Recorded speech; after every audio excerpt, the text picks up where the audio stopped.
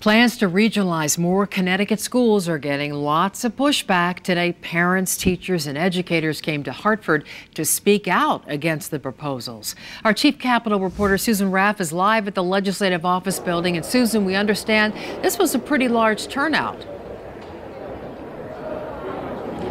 A pretty large turnout indeed. In fact, we are told busloads of people came here to the Capitol this morning, and in fact, there are still people here now, and there will be hearings for the next couple of hours.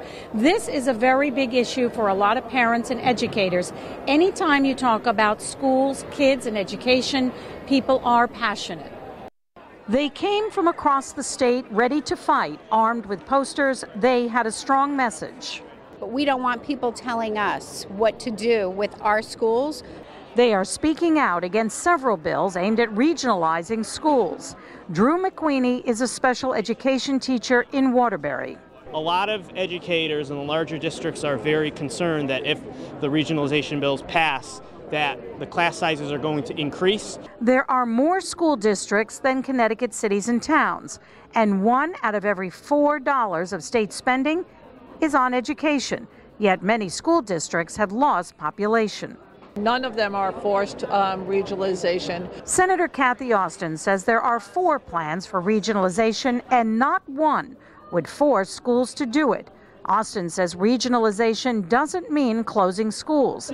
It would allow them to share services such as landscaping, payroll, human resources, and a curriculum director.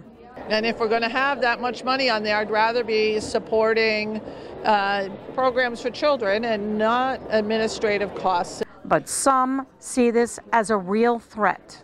While they all focus on efficiency, not one of these bills says a single word about preserving or improving education. Governor Lamont, in his budget, mentioned that he would like and supports regionalization and that schools should look into regionalization and consolidation by the year 2020. However, there are people who are very concerned and feel threatened and feel that the word forced, which is not in this language, could be something that they will be required to do. 47 school districts now regionalize with other towns. We are live in Hartford. Susan Raff, Channel 3 Eyewitness News.